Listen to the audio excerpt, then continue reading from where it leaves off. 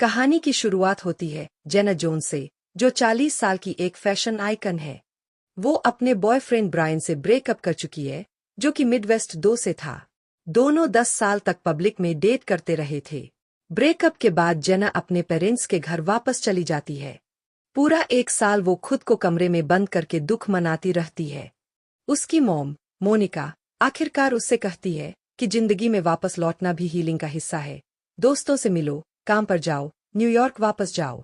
फिर जेना वापस न्यूयॉर्क आती है। वो ब्रुकलिन में नया अपार्टमेंट लेती है और अपनी पुरानी दुश्मन डार्सी से मिलती है, जो अब डार्सी नाम की फैशन मैगजीन चलाती है। डार्सी अभी भी इस बात से जलती है कि पहले जेना को सारे बेस्ट काम और बेस्ट लड़के मिलते थे। डार्सी कहती है कि वो सारी रिजेक्शन उसकी लाइफ का बेस्ट पार्ट था, क्योंकि उसी ने उसे अपनी कंपनी शुरू करने की हिम्मत दी। डार्सी अपने मैगजीन की तारीफें कर रही होती है, तभी जेना चिल्लाकर बता देती है कि उसकी सब्सक्रिप्शन मॉडल वाली प्लानिंग काम नहीं कर पाई। जेना कहती है कि दोनों एक दूसरे की मदद कर सकती है। डार्सी को जेना की स्किल्स चाहिए और जेना को जॉब, क्योंकि सिर्फ एड्स पर भरोसा करके उसका बिजनेस नहीं टिकेगा। डार्सी थोड़ी नाटकबाजी के बाद उसे जॉब दे देती है, लेकिन 90 दिनों में असली फर्क दिखाने की शर्त पर। घर पहुंचकर जेना अपने दोस्तों बिली और इलोडी को बताती है। दोनों हैरान है कि वो डार्सी के लिए काम कर रही है, मगर जेना बोलती है ये स्मार्ट मूव है। एक पार्टी में कोई उसकी ब्रेकअप की बात छेड़ देता है और कहता है कि ये अब तक का सबसे बड़ा लॉस था। तभी एक 20 समथिंग लड़का एरिक उससे बात करने आ जाता है। दोनों तुरंत ही कनेक्ट हो जाते हैं। एरिक बताता है कि उसने यूएससी से फिल्म में मास्टर्स किया है। जेना हंसकर बताती है कि वो कभी फिल्म हिस्टोरियन बनना चाहती थी, पर उसकी मॉम ने कहा था कि वो कोई रियल करियर नहीं है। दोनों एकदम फ्लो में आकर किस करने लगते हैं और आई लव यू भी बोल देते हैं। जेना को अचानक होश आता है कि वो पब्लिक में है और वो बिना नाम बताए वहां से भाग जाती है। अगले दिन डार्सी में डार्सी जेना के ऑफिस में एरिक को लेकर आती है। दोनों एक दूसरे को देखकर शॉक हो जाते हैं। जेना तो हैंगओवर में पड़ी है ही। डार्सी बताती है कि एरिक उसका बेटा है और उनका नया वीडियोग्राफर। वो मैगजीन के सब्सक्रिप्शन रीलॉन्च के लिए वीडियो कंटेंट बनाएगा। डार्सी के जाते ही एरिक हंसते हुए पूछता है कि क्या जेना उसे अभी भी प्यार करती है। जेना घबरा जाती है और बोलती है कि उसे कुछ याद नहीं। एरिक उसकी हालत देखकर और हंसने लगता है। वो वादा करता है कि डार्सी को कुछ नहीं बताएगा। जाते जाते जेना को मैम कहकर छेड़ता है और फिर से हंसता हुआ निकल जाता है। ऑफिस में दोनों प्रोफेशन बनने की कोशिश तो करते हैं, लेकिन एक दूसरे को ताने मारते रहते हैं। जेना डिजाइनर ग्रेटा ब्लूमिंग का इंटरव्यू करती है, लेकिन डिजाइनर अपने मरे हुए मोर का शोक मना रही होती है और इंटरव्यू खराब हो जाता है। एरिक, जिसे जेना ने पूछने की भी झमक नहीं उठाई, कहता है कि वो उस पर भरोसा करे और साथ काम करना सीखे। जेना मान जाती है। जब एरिक को उसकी एक्स मैडिसन, 22 साल की बैलेरिना, का मैसेज आता है, जेना खुद ही गिल्टी फील करने लगती है कि शायद उसी की वजह से दोनों का ब्रेकअप हुआ। एरिक झुंझलाकर बताता है कि उनका ब्रेकअप उसी रात नहीं हुआ, वो पहले ही सिंगल था। जेना कुछ कड़वे कमेंट करती है, जिससे बात बिगड़ जाती है और एरिक वहां से चला जाता है। वीकेंड में बिली और इलोडी के साथ पॉपअप स्टोर घूमते हुए जेना बताती है कि एरिक उसे स्नैच तक परेशान कर देता है और उसे लगता है कि वो काम में रस्टीक हो गई है। बिली कहती है कि सबको कभी न कभी इम्पोस्टर सिंड्रोम होता है, वो इसे भी पार कर लेगी। जेना एक डिजाइनर बेका से मिलती है, whose collection she absolutely loves. उसी वक्त बिली जेना की मुलाकात कराती है जिमी से। सोमवार को जेना को एक गिफ्ट बास्केट मिलता है ब्रायन की तरफ से, जिसमें वो लिखता है कि वो मिलकर बात करना चाहता है। एरिक आता है और जेना उससे पिछले झगड़े के लिए माफी मांगती है। दोनों तय करते हैं कि पर्सनल बातें अब ऑफिस में नहीं होंगी और ट्रूस घोषित करते हैं। एरिक कबूल करता है कि उसने जेना को गूगल किया था। उसे पता चला कि जेना कितनी बड़ी चीज रही है इंडस्ट्री में, उसका कितना बुरा ब्रेकअप हुआ था, कैसे उसे नौकरी से निकाला गया और कैसे इंटरनेट पर उसके ऊपर भद्दे मीम चल रहे हैं। जेना के ऑफिस में लगे नीना में मक्किनी के पोस्टर को देखकर दोनों पुरानी हॉलीवुड फिल्मों पर बंधने लगते हैं। कुछ देर बाद जेना एरिक और उसके दोस्तों को अपने घर डिनर पर बुलाती है ताकि वो जिमी से मिल सके। पार्टी में एरिक नोटिस करता है कि जेना जिमी से नर्वस होकर बात कर रही है। जिमी थोड़ा अजीब लगता है तो जेना एरिक की तरफ देखती है और एरिक फौरन उनके पास आ जाता है। थोड़ी देर बाद जिमी शादी की बात छेड़ देता है और मान लेता है कि जेना उसे 50 साल का सिंगल आदमी होने पर जज कर रही है। एरिक बीच में आता है और जिमी उस पर चढ़ जाता है। तभी एरिक का दोस्त टिम का एलर्जिक रिएक्शन हो जाता है। सलाद ड्रेसिंग में फिश ऑयल था। बिली अपनी बेटी मेमे की एपिपेन से उसकी जान बचा लेती है।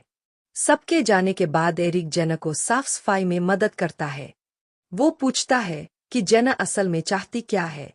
जेना कहती है कि वो ऐसा प्यार चाहती है जो इतना गहरा हो कि लोगों को अजीब लगे। दोनों फिर से किस करने लगते हैं। अगले दिन ऑफिस में जेना नेना के पोस्टर को देखती है और पुराने फिल्मों और पुराने कपड़ों की नॉस्टैल्जिया से इंस्पायर होती है। आजकल वैसे कपड़े कोई बनाता ही नहीं। वो ये कॉन्सेप्ट एरिक को बताती है और बेक्का के बारे में भी बताती है, जो पुराने कपड़ों को पुनर्निर्मित करके हाई काउचर जैसा काम करती है। और फिर शूटिंग शुरू कर देते हैं। घर पहुंचकर जेना ब्रायन का वॉइसमेल इग्नोर कर देती है, जिसमें वो कॉफी पर मिलने की बात कर रहा था। कुछ देर बाद एरिक उसे ब्रुकलिन ब्रिज पर शैंपेन के साथ वॉक पर बुलाता है ताकि वो अपना कैंपेन सेलिब्रेट कर सके। वापस आते हुए एरिक जेना को अपने पिता ओटिस की कहानी बताता है, कैसे उसकी मौत उस वक्त हुई जब एरिक खुद उलझा हुआ था। वो कहता है कि उसने डार्सी को सिर्फ एक बार रोते देखा है और वो अभी तक खुद ही चीजें समझने की कोशिश कर रहा है। वो अपने पिता के जीवन पर एक फिल्म बनाना चाहता है, उनकी याद में। जब एरिक जेना से ब्रायन के बारे में पूछता है, वो बताती है कि ब्रायन और वो कॉलेज के ओवरअचीवर्स थे और फिर धीरे धीरे पावर कपल बन गए। 10 साल बाद जेना को समझ आता है कि ब्रायन बस उसे धोखा देता रहा और उसे एक फैमिली चाहिए थी। वो एरिक को बताती है कि वो दोनों का रिश्ता सीक्रेट रखना चाहती है। एरिक मान जाता है। एक दिन सुपर मॉडल सुकी, जिसे जेना ने डिस्कवर किया था और जो एरिक की हाई स्कूल क्लासमेट भी है, जेना और एरिक को ड्राइव इन थिएटर में एक डेट पर पकड़ लेती है और दोनों को शिप करने लगती है। जेना और एरिक तुरंत मना कर देते हैं कि वो बस डार्जिलिंग के लिए रिसर्च कर रहे हैं। सुकी के जाते ही दोनों टेंशन में आ जाते हैं कि कहीं बात फैल न जाए। इसी बीच जेना को पता चलता है कि ब्रायन ने अपनी फोर्ब्स वाली इंटरव्यू में इशारा किया है कि वो उसे मिस करता है। तभी डार्सी बताती है कि न्यूयॉर्क टाइम्स जेना पर एक प्रोफाइल करना चाहता है, पब्लिशिंग मास्टरमाइंड के तौर पर, और उन्हें उनके कैंपेन की सारी डिटेल चाहिए। परफेक्ट फाइन बढ़िया चल रहा है। डार्सी को लगता है कि एरिक को जेना पर हल्का सा क्रश है, तो वो जेना को चेतावनी देती है कि इस रिश्ते को कुछ ज्यादा आगे मत बढ़ाना। जेना बात बदलने की कोशिश करती है, लेकिन डार्सी समझ जाती है। अगले दिन इनवाइटी का जर्नलिस्ट फोटोशूट के लिए आता है। वो चुपके से एरिक और जेना की एक क्लोज फोटो क्लिक कर लेता है, क्योंकि उसे दोनों की बॉडी लैंग्वेज थोड़ी ज्यादा ही लगती है। परफेक्ट फाइन लाइव होते ही डार्जिलिंग के सब्सक्रिप्शन 1 मिलियन के ऊपर पहुंच जाते हैं। डार्सी खुशी से फूली नहीं समाती। न्यूयॉर्क टाइम्स की कवर स्टोरी छपती है और पूरा आर्टिकल जेना और एरिक को डार्जिलिंग का डायनामिक डुओ बुला रहा है। एरिक को अच्छा लगता है कि उसे भी फीचर किया गया, पर जेना परेशान है क्योंकि फोटो में दोनों बहुत खुश लग रहे हैं। अब एरिक चाहता है कि वो दोनों अपना रिश्ता पब्लिक कर दे। जेना डरती है, उसे लगता है इससे उसकी इमेज और करियर पर असर पड़ेगा। एरिक उसे आई लव यू बोलता है और जेना भी कह देती है। मे के बर्थडे पार्टी में जेना को जलन होती है जब वो एरिक को अपनी एक्स मैडिसन, मे की बैले टीचर, से बातें करते देखती है। जेना खुद जाकर मैडिसन से मिलती है। एरिक मैडिसन को बताता है कि वो दोनों साथ काम करते हैं। मैडिसन के जाते ही जेना एरिक से लड़ने लगती है कि उसने उसे अपनी गर्लफ्रेंड क्यों नहीं बताया। एरिक उसे याद दिलाता है, ये सीक्रेट रखने का आइडिया तुम्हारा था। अब जलन खत्म करने के चक्कर में एरिक उसे पब्लिकली किस करने को कहता है, लेकिन जेना कहती है ये फेयर नहीं है।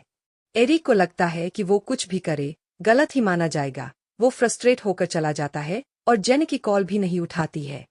वो बताता है कि उसकी माँ बीती रात गुजर गई। जेना उसे गले लगाती है, सांत्वना देती है और उसे घर छोड़ने की पेशकश करती है। उधर एरिक जेना से मिलने ही आ रहा होता है और दूर से दोनों को साथ देख लेता है। ब्रायन जेना से कहता है कि वो रात उसके साथ रुके।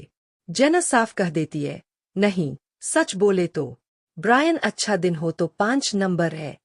वो इनवाइटी आर्टिकल की बात उठाकर एरिक पर ताना भी मार देता है। ये सुनते ही जेना समझ जाती है कि अब निकलने का टाइम है। अगले दिन एरिक घर से काम कर रहा होता है। जेना चुपके से डार्सी के पेंट हाउस पहुंचकर एरिक से माफी मांगती है। एरिक कहता है कि वो भी उसे मिलने गया था, लेकिन जेना ब्रायन के साथ थी। दोनों बात करके अपनी गलतफहमियां दूर करते हैं और फिर मजाक मजाक में बेड पर रोल करते हुए हंसने लगते हैं। इसी दौरान डार्सी अंदर आ जाती है। वो गुस्से से फट पड़ती है। उसने जेना को एरिक से दूर रहने को कहा था और जेना ने उसकी बात इग्नोर की। एरिक हैरान है कि जेना ने उसे ये बात कभी बताई ही नहीं। डार्सी उसे बोलती है कि वो बीच में न पड़े। जेना कहती है कि वो दोनों एक दूसरे से प्यार करते हैं। डार्सी हंस पड़ती है और एरिक चुप रहता है। डार्सी जेना को निकाल देती है। एरिक कहता है कि वो भी छो रहा है, पर डार्सी मना कर देती है। जब डार्सी कहती है कि एरिक उसकी सारी कुर्बानियां बर्बाद कर रहा है, एरिक टूट पड़ता है और कहता है कि डार्सी ने उसके लिए कुछ किया ही नहीं। जेना रोते हुए वहां से चली जाती है। जाते जाते उसे डार्सी की एरिक पर चिल्लाने की आवाजें सुनाई देती है। क्रिसमस के आसपास एरिक डार्जीन छोड़ देता है, हाल ही में नई जगह ले लेता है और अपने डॉक्यूमेंट्री फाइंडिंग ओटिस पर काम शुरू करता है, जो उसे एक ग्रांट से फंड मिली है। नए साल के बाद जेना उससे मिलने के लिए मैसेज करती है। दोनों एक कैफे में मिलते हैं। एरिक बताता है कि वो क्या कर रहा है। जेना बताती है कि अब वो कोलंबिया में फैशन और फिल्म प्रोफेसर है और उसे लगता है कि ये काम उसके लिए ही बना था। फिर जेना उसे सोनोग्राम दिखाती है। वो प्रेग्नेंट है। एरिक शॉक हो जाता है और कंफ्यूज भी। दोनों में झगड़ा हो जाता है। एरिक को लगता है जेना ने सब फैसला खुद ही ले लिया और उसे कोई चॉइस नहीं दी। दुखी होकर एरिक चला जाता है। जेना को एरिक की कोई खबर नहीं मिलती, लेकिन डार्सी उसके घर आती है। वो बताती है कि उसे प्रेगनेंसी के बारे में पता है। डार्सी पूछती है कि क्या जेना ने एरिक को डॉक्यूमेंट्री के लिए दबाव डाला था। जेना कहती है ये तो हमेशा से उसका सपना था। फिर डार्सी दिल खोलकर पहली बार सब बताती है। उसके माता पिता एरिक के पिता को पसंद नहीं करते थे, लेकिन डार्सी उससे सच्चा प्यार करती थी और एरिक चाहती थी। उनकी मौत के बाद डार्सी ने अकेले एरिक को पाला। वो जेना से कहती है, मैं तुम्हें ऐसे नहीं छोड़ूंगी जैसे मेरे पेरेंट्स ने मुझे छोड़ा था। अब हम फैमिली है। कुछ दिनों बाद एरिक जेना को उसके डॉक्टर अपॉइंटमेंट पर सरप्राइज देता है। वेटिंग में एरिक कहता है कि जेना अब भी उसके लिए सब कुछ है। डॉक्टर बताती है कि बच्चा एक हेल्दी बेबी बॉय है। बाहर आकर जेना कहती है कि उसे ओटिस नाम रखते हैं। एरिक वादा करता है कि वो अपने बेटे के लिए हमेशा मौजूद रहेगा, ताकि उसका बेटा पिता के बिना न बड़ा हो जैसे वो हुआ। जल्द ही एरिक और खूब प्रेग्नेंट जेना दोनों डार्जीन के 8वें वार्षिक गाला में साथ आते हैं। इंटरव्यू के दौरान दोनों एक किस शेयर करते हैं। भीड़ चीयर करती है, कैमरों की फ्लैश झिलमिलाती है। Thanks for watching. Don't forget to subscribe. See you in the next video.